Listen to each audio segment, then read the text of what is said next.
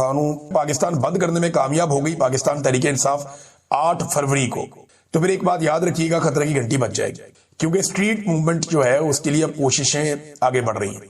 خیبر پختونخوا میں بہت سارے دورے رکھے گئے ہیں، سہیل آفریدی کے مختلف علاقوں میں وہ جائیں گے، مختلف اضلاع میں وہاں ریلیاں نکالی جائیں گی، ایک موٹیویشن جو ہے وہ اب شروع کی جائے گی، اور سٹوڈنٹس کو بہت اہم رول ملنے والا ہے آنے والے دنوں میں۔ تو آپ دیکھیں گے کہ سٹریٹ موومنٹ آگے کی طرف بڑھے گی۔ نمبر 2، 9 تاریخ کو جمعے والے دن اب یہ خیبر پختونخوا سے وزیر اعلیٰ اٹھیں گے اور اپنے ساتھیوں کے ساتھ سندھ جائیں گے۔ کراچی میں بڑی گہما گہمی ہے، اس کے اوپر موومنٹ شروع ہو گئی ہے، اور کراچی میں بڑے عرصے کے بعد پاکستان تحریک انصاف کا کوئی رہنما اس طریقے سے متحرک ہونے جا رہا ہے۔ تو کراچی نے پہلے بھی بڑے بڑے اجتماع کیے ہیں، کراچی نے پہلے بھی بڑی زبردست پیغام دیا ہے ہر موقع کے اوپر۔ تو یہاں آپ دیکھتے ہیں کہ کراچی کس طرح سے رسپونڈ کرتا ہے۔ تو 8 فروری کی فکر ہے، سٹریٹ موومنٹ کی فکر ہے، اور جب بھی انہیں فکر ہوتی ہے یہ اسی قسم کا کوئی سٹیٹمنٹ دے دیتے ہیں۔ لیکن نیا سال آیا ناظرین، سب ایک دوسرے کو مبارکباد دے رہے ہیں۔ پاکستان میں لوگ رات بھر ناچ گا رہے تھے سڑکوں پہ، ایسے جیسے پاکستان کی ترقی کا سفر رک ہی نہیں رہا، یعنی ایسے ناچ گا رہے تھے جیسے لوگ انٹرٹینمنٹ کے بیچارے ترسے ہوئے ہیں، سکھ کا سانس ہی کوئی نہیں ہے۔ تو جب انہیں موقع ملتا ہے وہ باہر نکلتے ہیں، اپنے لاؤڈ ایکسپریشن شو کرتے ہیں، ناچ رہے تھے، گا رہے تھے۔ لیکن کیا ہم وہ کر رہے تھے جو استنبول میں ہو رہا تھا؟ یعنی جب لاہور کی اور مری کی سڑکوں پہ اور باقی شہروں کی سڑکوں پہ لوگ ناچ گا رہے تھے نا، تو اس وقت استنبول میں تیاری ہو رہی تھی غزہ کے ساتھ اظہار یکجہتی کی۔ 5.25 لاکھ لوگ نکلے استنبول میں، اور انہوں نے دعا بھی کی، اظہار یکجہتی کیا غزہ کے اپنے فلسطینی بھائیوں کے ساتھ۔ لیکن پاکستان میں کانسرٹ ہو رہے تھے، ناچ گانے ہو رہے تھے۔ پاکستانیوں کو یہ سوچنا پڑے گا کہ ان کے اوپر یہ ظلم کیوں ہوتا ہے۔ یہ ظالم آپ کے اوپر تب تک متحرک رہیں گے جب تک آپ ایک مٹھی بن کر کھڑا ہونا نہیں سیکھیں گے۔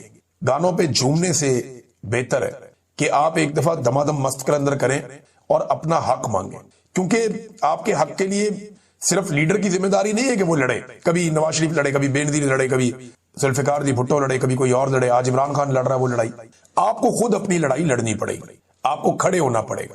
پاکستانی جب تک کھڑے نہیں ہوں گے تب تک لیڈر جتنی مرضی قربانیاں دیتے رہیں پاکستان آگے نہیں بڑھے گا۔ ایک دفعہ پاکستانیوں کو کھڑا ہونا پڑے گا، نکلنا پڑے گا باہر، جیسے قومیں نکلتی ہیں۔ پاکستانیوں نے 8 فروری کو ایک بڑا پرامن طریقے سے، بڑا شاندار طریقے سے انقلاب کا ایک جلوہ دکھایا تھا۔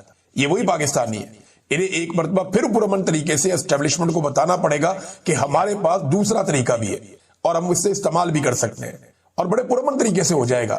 ان کی طبیعت سیٹ ہو جائے گی اگر ایک دفعہ پورا پاکستان باہر آ جائے تو، اور پاکستان باہر الٹیمیٹلی آ ہی جائے گا، کیونکہ پاکستانیوں کا مقابلہ کو بہت عقل مند لوگوں سے نہیں ہے، وہ بھی بڑے ایوریج قسم کے لوگ ہیں۔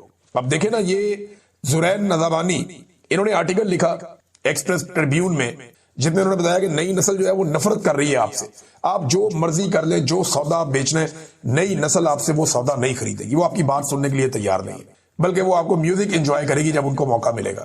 وہ بتا رہے ہیں کہ نئی نسل آپ کی باتوں میں آنے والی نہیں ہوتی۔ بڑا اچھا آرٹیکل لکھا۔ اس آرٹیکل کو بہت تھوڑے سے لوگوں نے پڑھنا تھا۔ کتنے لوگ ہیں انگریزی پڑھنے والے؟ تھوڑے سے۔ ہمیں جب اردو اخبار اور انگریزی میں چوائس کرنی ہوتی ہے تو ہم لوگ کیونکہ اردو میڈیم لوگ ہیں تو ہم اردو اخبار پڑھ لیتے ہیں۔ انگریزی پڑھنے والے ہی بہت تھوڑے سے ہیں پاکستان میں بابو، بہت تھوڑے لوگ ہیں، اور ان میں سے بھی زیادہ تر آرٹیکلز نہیں پڑھتے، خبریں وبریں دیکھتے ہیں نکل جاتے ہیں۔ یہ آرٹیکلز کی ایک دوڑ کے اندر یہ آرٹیکل کہیں غائب ہو جاتا ہے۔ لیکن آپ دیکھیں کمال اس ملٹری اسٹیبلشمنٹ کے آفیسر کا جس نے اس کو ڈیلیٹ کروایا۔ جیسے یہ آرٹیکل ڈیلیٹ ہوا اس کو لاکھوں لوگوں نے پڑھا، اس کی اردو میں ٹرانسلیشن ہوئی اور اس کے بعد ملینز لوگوں نے اس کو پڑھا۔ یہ پورے سوشل میڈیا پہ ہر طرف دکھائی دے رہا تھا۔ نظامانی صاحب کو چاہیے کہ وہ جا کر شکریہ ادا کرے اس آفیسر کا ڈھونڈ کے جس نے انہیں ایک آرٹیکل میں اتنی شہرت دلا دی جتنی شہرت ایک لکھاری کو سینکڑوں آرٹیکل لکھنے میں جا کر ملتی ہے۔ تو یہ بڑی کامیابی ہے ان کی، اور اس آفیسر کی مجھے تو ملی بھگت لگتی ہے کہ ڈیلیٹ کرواؤ تاکہ ساری دنیا اس کو ایک دفعہ پڑھ لے۔ ناظرین، لوگ کھڑے نہیں ہوتے اس کے باوجود کہ ان کے ساتھ بہت ظلم ہو رہا ہے۔ ایک کے بعد ایک فصل میں کسان کو مار پڑ رہی ہے، لیکن کسان کھڑا نہیں ہو رہا۔ انڈیا میں کسان کے ساتھ زیادتی ہوئی، کسان کیسے باہر نکلا؟ یورپ میں کسان کے ساتھ زیادتی ہوئی، کسان کیسے باہر نکلا؟ پاکستان میں کسان کوئی موومنٹ بنا نہیں پاتے، کیونکہ جو کسان رہنما ہیں ان کا تعلق مختلف پولیٹیکل پارٹی سے ہوتا ہے، اور جس پارٹی کی حکومت آتی ہے ان کے کسان رہنما آگے آ جاتے ہیں اور وہ کنٹرول کر دیتے ہیں پوری کی پوری برادری کو۔ تو کسانوں کو اپنے حقیقی رہنما ڈھونڈنے پڑیں گے جو نکلیں اور نکل کر کسانوں کا حق مانگیں۔ آلو کا کسان بھی ڈوب گیا، دھان کا کسان بھی ڈوب گیا، گندم کا کسان بھی ڈوب گیا، گنے کا کسان، چینی کی قیمت اتنی بڑھ گئی، ڈبل سے اوپر ہو گئی، اور گنے کی قیمت پچھلے سال والی، بلکہ وہ بھی گنا سکھا کے انہوں نے خریدا۔ किसानों को रोल के रख दिया उन्होंने। अब आलू का जो किसान है वो भी डूब गया। 66 अरब का टोटल नुकसान हुआ ओकाड़ा, पाकपतन, साहिवाल, कसूर, विहाड़ी और खानेवाल के किसानों का।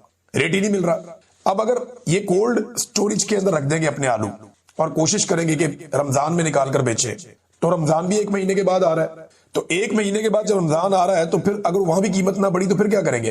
फिर स्टोरेज के पैसे कौन देगा? तो किसान एक अजीबो गरीब मखमसे का और एक कंफ्यूजन का शिकार है और हुकूमत इसके ऊपर कोई पॉलिसी नहीं दे रही। ये किसानों के साथ किया हमने। नादरीन, एक एक करके सारे इदारे जो है वो फारिग किए जा रहे हैं। अगली बारी ऐसा लगता है कि रेलवे की है, क्योंकि रेलवे के बारे में अब खबरें छपना शुरू हो गई।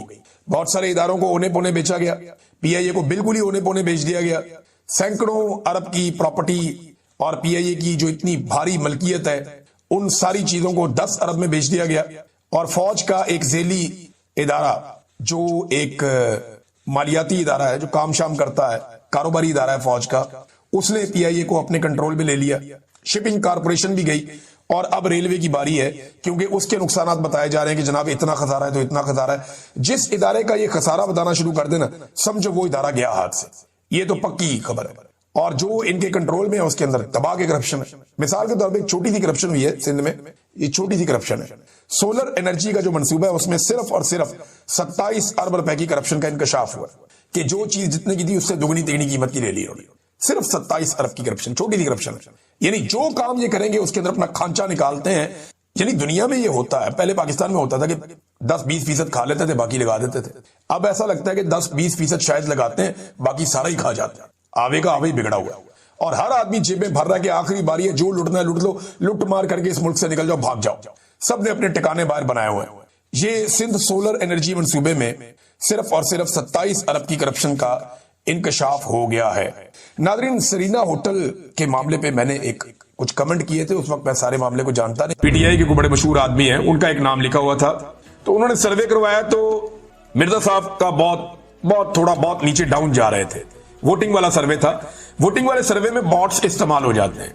आप एक तरीकाकार है, आप पैसा खर्च करते हैं तो वोटिंग का जो ट्रेंड है वो आपके हक में आ जाता है। मिर्जा साहब का पैसा भी है, एस्टेब्लिशमेंट के बाद सिस्टम भी है, तो एकदम से मिर्जा अफरीदी साहब आखिरी वक्त में ऊपर आए और आकर वो शायद जीत गए वो मुकाबला। लेकिन अब आप आ जाएं, मैंने एक सर्वे करवाया और ये जो सर्वे का तरीका मैंने रखा था ना, इसमें 2 नंबरी नहीं हो सकती। इसमें जो बॉट्स हैं वो काम नहीं कर सकते। उसकी वजह यह है कि यहां हम सवाल करते हैं 1 और 2 को लेकर। यानी अगर आप बचना चाहते हैं, नॉर्मली वैसे अगर आप ट्विटर के ऊपर, एक्स के ऊपर सर्वे करवाएं और उसको खरीदा ना जाए, उसके अंदर जो है वो इन्वॉल्वमेंट ना की जाए बॉट्स की, तो फिर वो ठीक सर्वे होता है।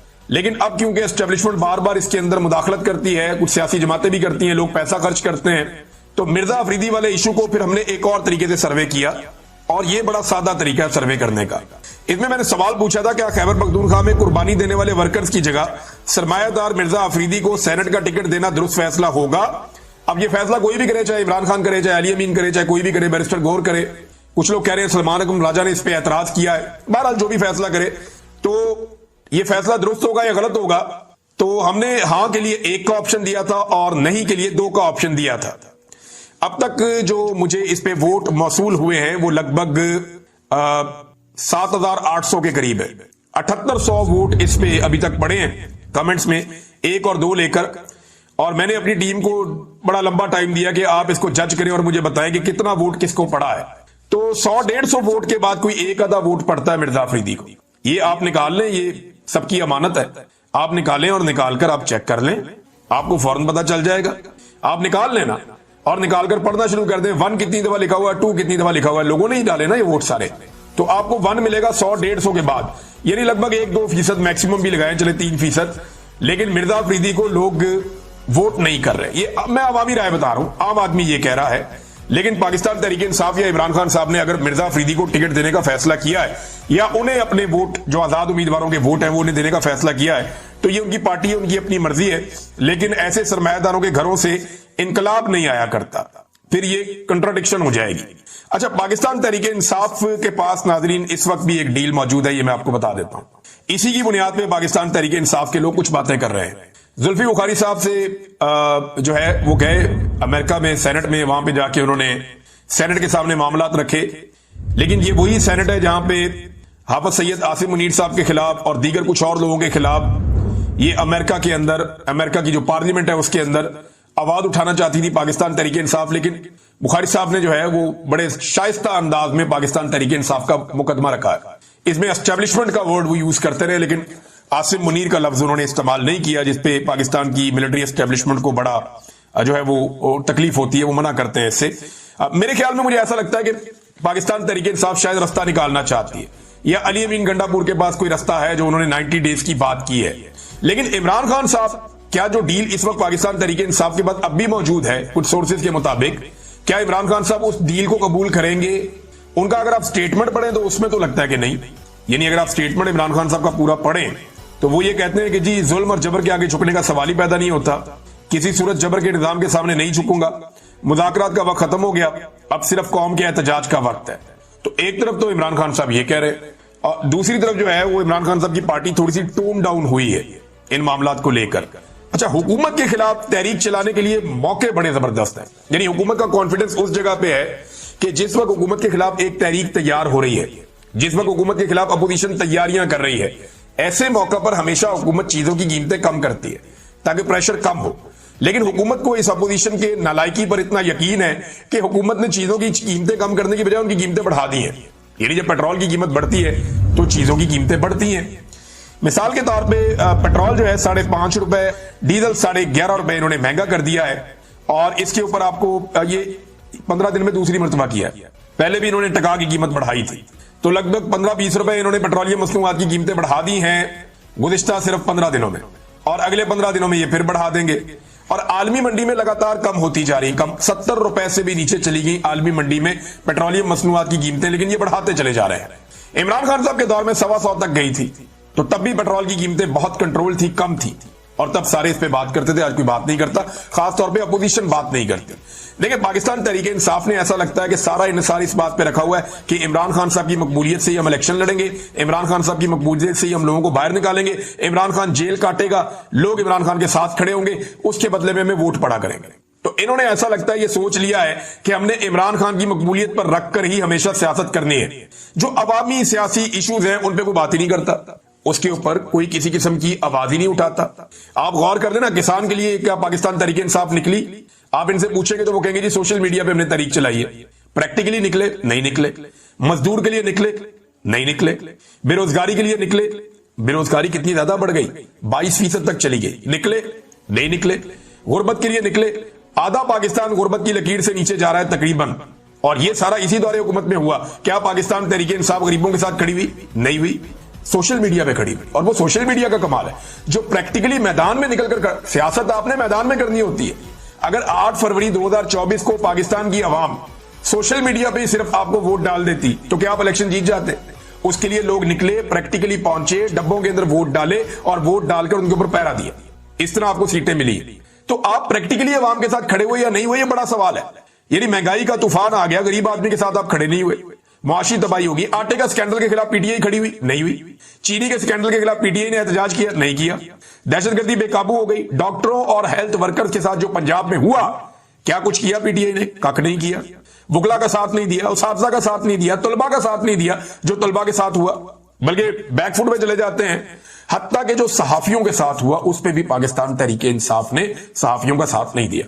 इमरान खान के दौर में सहाफियों को थोड़ी मार पड़ती थी ना, तो सारी अपोजिशन इकट्ठी होकर सहाफियों के साथ खड़ी हो जाती थी। आज इस दौर में सहाफियों को बहुत मार पड़ रही है, लेकिन पाकिस्तान तहरीक इंसाफ के लोग सहाफियों का इवन नाम लेने तक के लिए भी तैयार नहीं है, खड़े होने के लिए तैयार नहीं है। कोई बंदा खड़े होने के लिए तैयार नहीं। जिन लोगों को जबरी तौर पे लापता किया गया, मैं अपनी मिसाल आपको देता हूं, जमात इस्लामी के लोग मुझे मिलने आए, नून लीग के लोग मिलने आए, कुछ पीपल्स पार्टी के लोगों ने भी राब्ता किया। जब मैं जबरी तौर पे लापता होकर वापस आया, पीटीआई को बंदा मिलने ही नहीं आता था, डरते थे सारे। बल्कि जो राब्ता करते थे वो कहते थे इमरान साहब आप बोलना बंद कर दें। मुझे शहरियार अफरीदी ने भी ये कहा, अली अमीन गंडापुर ने भी ये कहा कि इमरान साहब आपने बिल्कुल अब कोई प्रोग्राम नहीं करना, किसी किस्म की बात नहीं करनी, बड़ी तकलीफें आपने और आपके खानदान ने देख ली है, लिहाजा अब आपने चुप करके बैठना है। मैं हल्फन कह रहा हूं, इन दोनों से आप पूछ ले, इन दोनों ने मुझे फोन करके कहा कि आपने इमरान साहब अब किसी किस्म का वीलॉग नहीं करना आइंदा जिंदगी में, आप वक्त गुजारें अभी जब तक हालात ठीक नहीं हो जाते। तो मैंने इनसे कहा जी मैं तो जब अपने आप को सेहतमंद महसूस करूंगा मैं काम करूंगा। तो ये मिलने तक नहीं आए, किसी दोस्त ने बातचीत करवा दी, कभी तो करवा दी। तो ये बिल्कुल मीडिया के साथ खड़े नहीं हुआ। सत्तूर के साथ जो हुआ, मुतीउल्लाह जान के साथ, सहाफी अहमद फरहाद साहब के साथ, शायर भी है,